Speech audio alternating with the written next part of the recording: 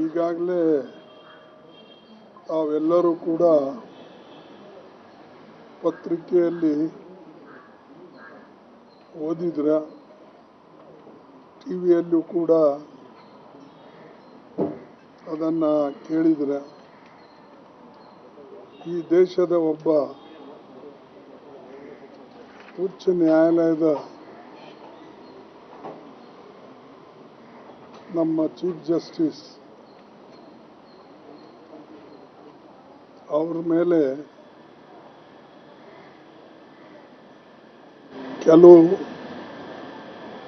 ಒಬ್ಬ ವಕೀಲ್ ಅಂತ ಹೇಳಿಕೊಳ್ತಕ್ಕಂಥ ವ್ಯಕ್ತಿ ಧರ್ಮದ ಹೆಸರುಗಳನ್ನು ತೆಗೆದುಕೊಂಡು ಅವ್ರ ಮೇಲೆ ಚಪ್ಪಲಿ ಎಸಿತಕ್ಕಂಥ ಕೆಲಸ ಮಾಡಿದ್ದಾರೆ. ಇದು ನಾವು ವೈಯಕ್ತಿಕವಾಗಿ ನಾನು ಕಂಡಮ್ ಮಾಡಿದ್ದೇನೆ. ನಮ್ಮ ಪಕ್ಷದ ವತಿಯಿಂದ ಕೂಡ ನಾವು ಕಂಡಮ್ ಮಾಡಿದ್ದೇವೆ. ಸೋನಿಯಾ ಗಾಂಧಿಯವರು, ರಾಹುಲ್ ಗಾಂಧಿಯವರು ಎಲ್ಲರೂ ಕೂಡ, ಮತ್ತು ಸ್ವಲ್ಪ ಲೇಟ್ ಆದರೂ ತಡವಾಗಿ ನಮ್ಮ ದೇಶದ ಪ್ರಧಾನಮಂತ್ರಿಗಳು ಕೂಡ ಇದನ್ನು ಕಂಡಮ್ ಮಾಡಿದ್ದಾರೆ. ಆದರೆ ನನಗೆ ಆಶ್ಚರ್ಯ ಅನಿಸ್ತದೆ, ದೇಶಕ್ಕೆ ಸ್ವಾತಂತ್ರ್ಯ ಸಿಕ್ಕು 78 ವರ್ಷ ಆಯಿತು. 78 ವರ್ಷದಲ್ಲಿ ಹೈಕೋರ್ಟ್ನಲ್ಲೇ, ಸುಪ್ರೀಂ ಕೋರ್ಟಿನ ಚೀಫ್ ಜಸ್ಟಿಸ್ ಅವರಿಗೆ ಅವಮಾನ ಮಾಡತಕ್ಕಂಥ ಕೆಲಸ, ಕೆಲವು ಮಾನಸಿಕವಾಗಿ ಏನು ಇವತ್ತು ಅವರು ಧರ್ಮದ ಹೆಸರಿನ ಮೇಲೆ ಮತ್ತು ತಮ್ಮ ವಿಶೇಷವಾದಂಥ ವಿಚಾರಧಾರೆಯನ್ನು ಇಟ್ಟುಕೊಂಡು ಸಮಾಜವನ್ನು ಹಾಳು ಮಾಡೋಕ್ಕೆ ಹೊರಟಿದ್ದಾರೆ.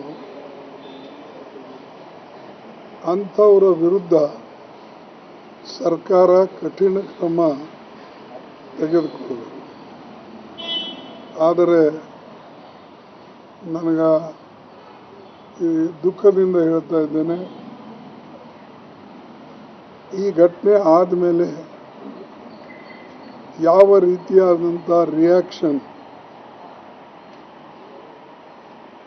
ವಕೀಲರಿಂದಾಗಲಿ, ಸರ್ಕಾರಗಳಿಂದಾಗಲಿ, ರಾಜಕೀಯ ಪಕ್ಷಗಳಿಂದಾಗಲಿ ಅಷ್ಟು ದೊಡ್ಡ ರಿಯಾಕ್ಷನ್ ಬರಲಿಲ್ಲ. ಆದರೆ ಕೆಲವು ಜನ ಪ್ರಗತಿಪರವಾದಂಥ ರಾಜ್ಯಗಳು, ಪ್ರಗತಿಪರವಾದಂಥ ವಿಚಾರಧಾರೆ ಇರತಕ್ಕಂಥ ವಕೀಲರು, ರಾಜಕೀಯ ಪಕ್ಷದ ಮುಖಂಡರು ಅವರು ಕಂಡೆಮ್ ಮಾಡಿದ್ದಾರೆ. ಆದರೆ ಇದು ಸಾರ್ವಜನಿಕವಾಗಿ ಇದಕ್ಕೇನು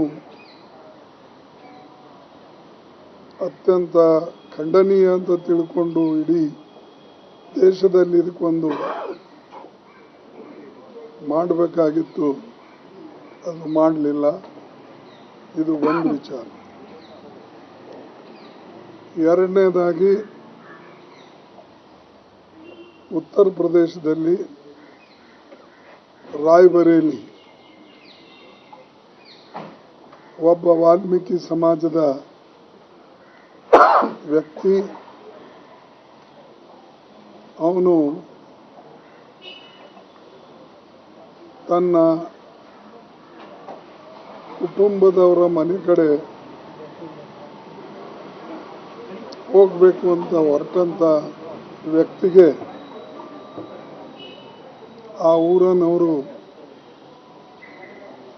ಇವನು ಕಳ್ಳತನ ಮಾಡಿದ್ದಾನೆ ಅಂತ ತಿಳ್ಕೊಂಡು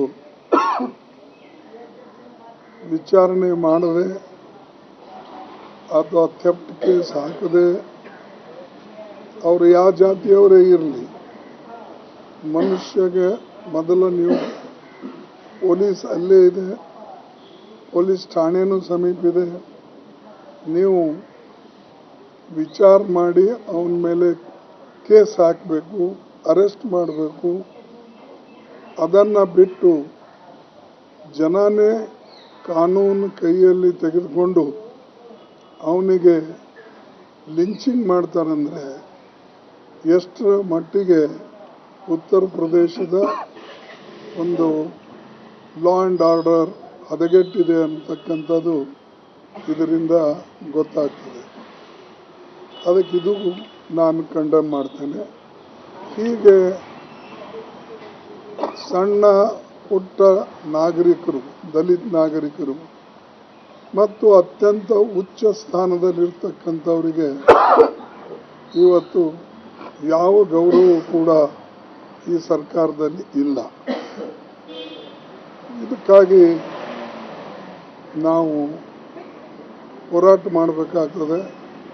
ನಾವು ಸುಮ್ಮನೆ ಹೀಗೆ ಕೂತ್ರೆ ಚೀಫ್ ಜಸ್ಟಿಸ್ ಅವ್ರ ಮೇಲೆ ಚಪ್ಪಲಿ ಎಸೆದ್ರೆ, ಅವರಿಗೆ ಅವಮಾನ ಮಾಡಿದ್ರೆ, ಸಾಮಾನ್ಯ ಮನುಷ್ಯ, ಅಧಿಕಾರಿ, ಆಫೀಸರು, ಕ್ಲರ್ಕು ಇಂಥ ಜಾಗದಲ್ಲಿರ್ತಕ್ಕಂಥವ್ರ ಸ್ಥಿತಿ ಏನು?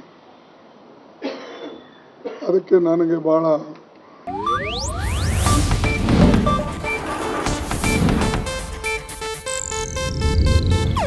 ಇದು ಏಷ್ಯಾನೆಟ್ ನ್ಯೂಸ್ ನೆಟ್ವರ್ಕ್ ಪ್ರಸ್ತುತಿ.